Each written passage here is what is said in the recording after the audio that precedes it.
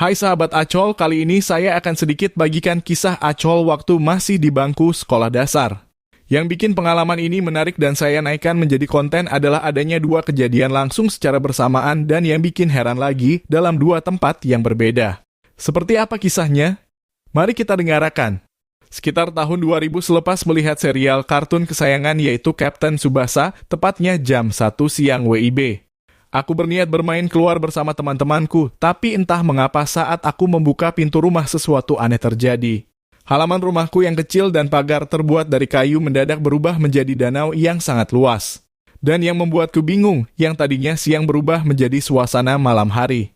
Sejenak aku berdiam berusaha memahami mengamati perubahan suasana tempat keadaanku. Di saat hening itulah tiba-tiba aku melihat sosok nenek yang masih saudara dari keluarga ibuku. Nenek itu hanya diam, tatapan kosong, tanpa senyum yang selalu diberikan kepadaku saat aku bertemu dengannya. Tidak masuk akal lagi, nenek saudaraku ini berdiri di atas danau. Membuatku semakin menjadi bingung. Tak lama berselang, nenekku ini melambaikan tangannya kepada seolah-olah menyuruhku mendekatinya. Tanpa pikir panjang aku pun menghampirinya dan saat hendak sampai seperti ada suara yang menyuruhku untuk kembali. Aku pun berhenti, suara itu hilang, aku berlari lagi. Suara itu ada lagi dan yang ketiga kali suara itu semakin keras. Aku tidak menghiraukannya.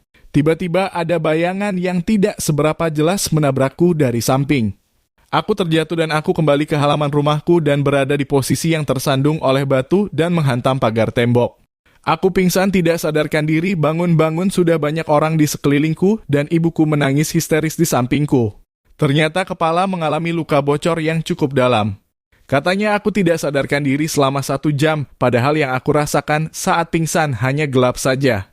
Setelah itu datang ayahku yang mengabarkan kalau nenek yang dari desa bernama katakanlah si A meninggal dunia secara tiba-tiba saat jam 1 siang tadi.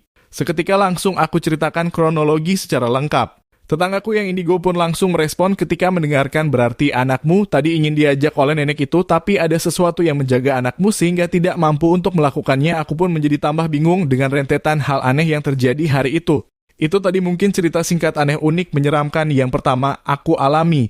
Untuk keseruan cerita selanjutnya silakan like, subscribe, dan komen ya sahabat. Dan silakan saling komen untuk saling berbagi pengalaman yang unik.